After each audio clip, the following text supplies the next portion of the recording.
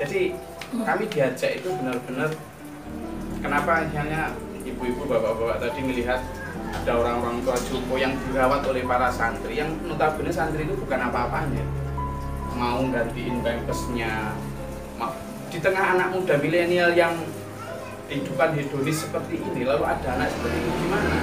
Pak Guru mengajarkannya dengan itu, kita ini sama Tuhan itu hanya di bibir itu ngomong punya Tuhan, prakteknya enggak. Lalu bagaimana? Beliau mengajarkan yang pertama itu mengenal Allah secara mendekat dan mendasar. Jadi kami diajarin merasakan Tuhan itu di sini, nggak hanya di langit. Tuhan nggak hanya di surga. Tuhan itu meliputi jagat raya ini. Makanya kalau kami sholat itu kan ada gini, lalu gini, kemudian gini. Pada saat begini kami itu sudah mengatakan Tuhan memenuhi langit, memenuhi bumi, tidak ada ruang kosong. Nah, kita menerangkan kemana-mana itu pakai ini. Kita diibaratkan seperti ikan dalam air, kemanapun ikan pergi, dia diliputi, digenangi oleh air. Tapi si ikan nggak merasa kalau dia diliputi, digenangi oleh. Saya duduk, berdiri, berbaring tadi dari airport ke sini, Bapak Ibu semua berdiri, duduk, berjalan ini dalam genangan keagungan kekuasaan Tuhan. Tidak ada ruang kosong. Menurut beliau ngajarin kami, Gus, kalau kamu benar-benar dekat sama Tuhan, pasti kamu akan tertular sifat-sifat Tuhan. Apa itu? Pengasih, penyayang. Ibu-ibu, bapak-bapak ini kalau dekat sama Yesus, pasti jiwanya kasih. Tapi kalau ngomong dekat sama Yesus, kita Islam ngomong dekat sama Allah, tapi ternyata jiwanya nggak kasih, bohong pengakuan agama kita. Sepakat nggak? Kami juga begitu diajari. Dalam Al-Quran kami itu ada ara'aital ladzi yukadzibu biddin. Tahukah kamu siapa yang mendustakan agama? Yaitu fadzalikal ladzi yad'ul yatim, orang yang suka menghardi anak yatim. Wala yahuddu 'ala ta'amil miskin, dan orang yang tidak menyeru memberi makan orang miskin. Fawailul lil musallin, salat mereka itu jadi pengumpan api neraka. Jadi salat mereka ini nggak ada guna kalau ternyata mereka ibadah sosialnya tidak.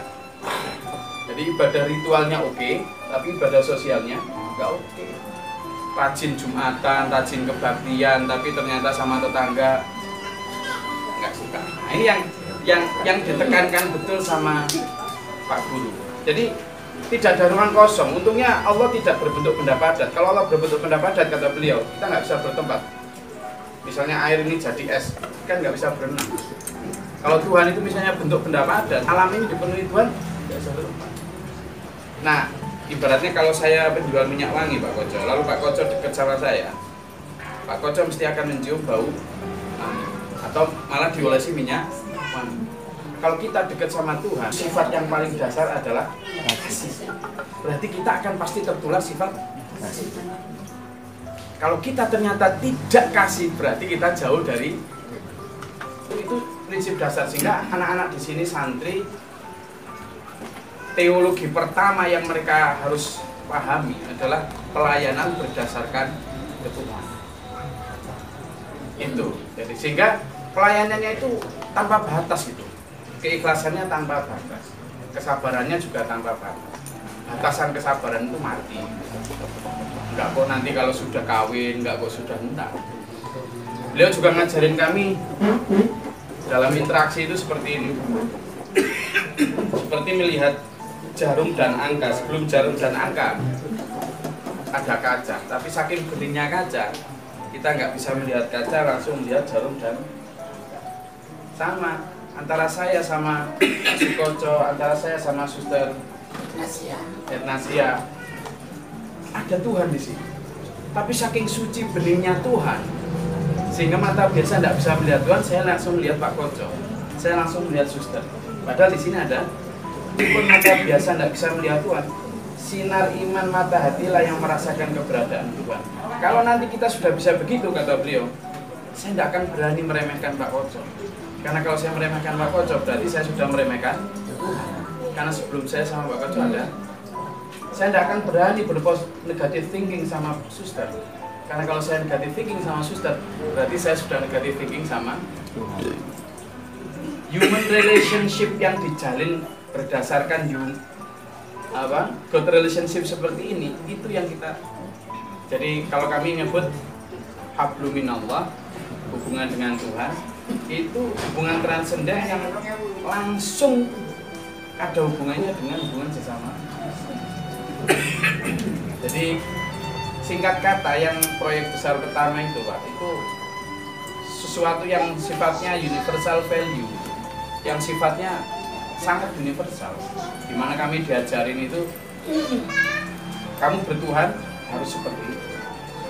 Misalnya di satu desa aja kamu ngaku punya Tuhan, di satu desa misalnya ada panggilan, silakan penduduk desa datang ke balai desa untuk menerima sembako 10 kg beras, 1 kg minyak, 1 kg gula. Nah, pada saat yang sama ada panggilan dari masjid.